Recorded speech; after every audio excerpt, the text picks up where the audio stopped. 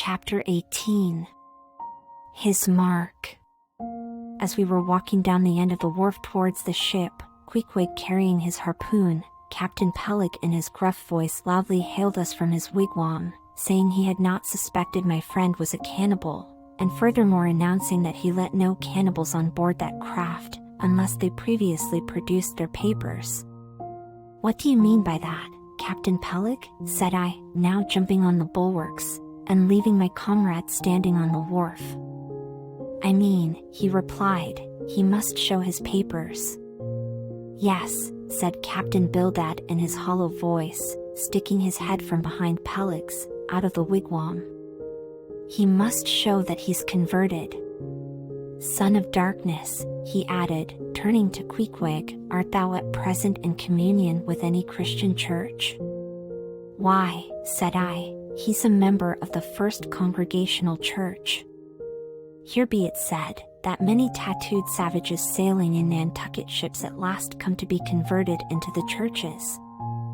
"First Congregational Church," cried Bildad, "what?" "That worships in Deacon Deuteronomy Coleman's meeting house," and so saying, taking out his spectacles, he rubbed them with his great yellow bandana handkerchief, and putting them on very carefully, came out of the wigwam, and leaning stiffly over the bulwarks, took a good long look at Queequeg. "How long hath he been a member?" he then said, turning to me. "Not very long, I rather guess, young man." "No," said Peleg, "and he hasn't been baptized right either, or it would have washed some of that devil's blue off his face." "Do tell, now," cried Bildad, "is this Philistin a regular member of Deacon Deuteronomy's meeting? I never saw him going there, and I pass it every Lord's Day." "I don't know anything about Deacon Deuteronomy or his meeting," said I. "All I know is that Queequeg here is a born member of the First Congregational Church. He is a deacon himself, Queequeg is." "Young man," said Bildad sternly, "thou art skylarking with me. Explain thyself, thou young Hittite. What church dost thee mean? Answer me." Finding myself thus hard pushed, I replied, "I mean, sir, the same ancient Catholic church to which you and I, and Captain Peleg there, and Queequeg here, and all of us, and every mother's son and soul of us belong, the great and everlasting first congregation of this whole worshipping world. We all belong to that, only some of us cherish some queer crotchets no ways touching the grand belief, and underscore that underscore we all join hands." "Splice, thou meanst underscore splice underscore hands," cried Peleg, drawing nearer. "Young man, you'd better ship for a missionary, instead of a foremast hand. I never heard a better sermon. Deacon Deuteronomy, why Father Mapple himself couldn't beat it, and he's reckoned something. Come aboard, never mind about the papers.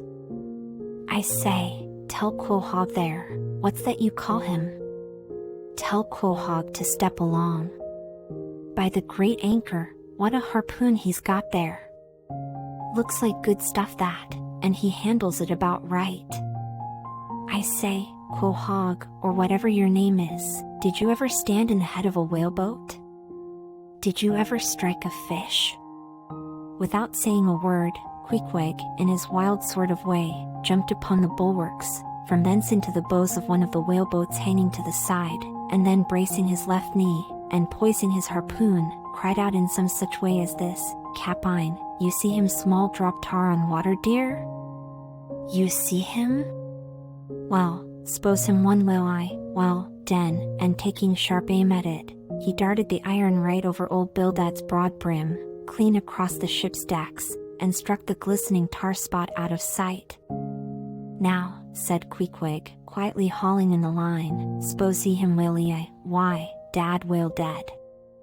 "Quick, Bildad," said Peleg, his partner, who, aghast at the close vicinity of the flying harpoon, had retreated towards the cabin gangway.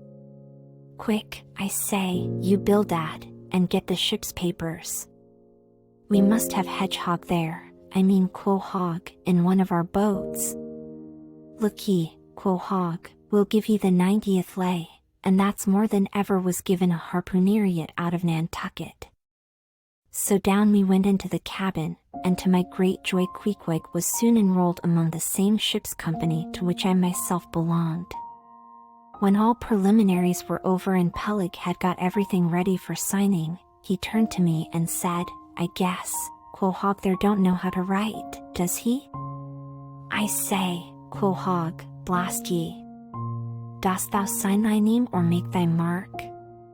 But at this question, Queequeg, who had twice or thrice before taken part in similar ceremonies, looked no ways abashed, but taking the offered pen, copied upon the paper, in the proper place, an exact counterpart of a queer round figure which was tattooed upon his arm, so that through Captain Peleg's obstinate mistake touching his appellative, it stood something like this: Quahog. His X mark. Meanwhile Captain Bildad sat earnestly and steadfastly eyeing Queequeg, and at last rising solemnly and fumbling in the huge pockets of his broad-skirted drab coat, took out a bundle of tracts, and selecting one entitled The Latter Day Coming, or No Time to Lose, placed it in Queequeg's hands, and then grasping them and the book with both his, looked earnestly into his eyes, and said, "Son of darkness, I must do my duty by thee. I am part owner of this ship, and feel concerned for the souls of all its crew. If thou still clingest to thy pagan ways, which I sadly fear, I beseech thee, remain not for I a Belial bondsman. Spurn the idle bell, and the hideous dragon, turn from the wrath to come, mind thine eye, I say, oh, goodness gracious! Steer clear of the fiery pit." Something of the salt sea yet lingered in old Bildad's language, heterogeneously mixed with scriptural and domestic phrases. Avast there, Bildad, avast now spoiling our harpooneer," cried Peleg. "Pious harpooneers never make good voyagers, it takes the shark out of 'em. No harpooneer is worth a straw who ain't pretty sharkish." There was young Nat Swain, once the bravest boat header out of all Nantucket and the Vineyard. He joined the meeting, and never came to good. He got so frightened about his plaguey soul, that he shrinked and sheered away from whales, for fear of afterclaps, in case he got stove and went to Davy Jones. "Peleg, Peleg," said Bildad, lifting his eyes and hands, "thou thyself, as I myself, hast seen many a perilous time. Thou knowest, Peleg, what it is to have the fear of death. How, then, canst thou prate in this ungodly guise? Thou beliest thine own heart, Peleg. Tell me, when this same Pequod here had her 3 masts overboard in that typhoon on Japan, that same voyage when thou went mate with Captain Ahab, didst thou not think of death and the judgment then?" Hear him now," cried Peleg, marching across the cabin, and thrusting his hands far down into his pockets. "Hear him, all of ye. Think of that! When every moment we thought the ship would sink. Death and the judgment then? What?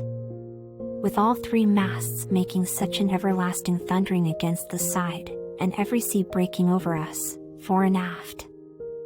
Think of death and the judgment then? No time to think about death then. Life was what Captain Ahab and I was thinking of, and how to save all hands, how to rig jury masts, how to get into the nearest port. That was what I was thinking of." Bildad said no more, but buttoning up his coat, stalked on deck, where we followed him. There he stood, very quietly overlooking some sailmakers who were mending a topsail in the waist. Now and then he stooped to pick up a patch, or save an end of tarred twine, which otherwise might have been wasted.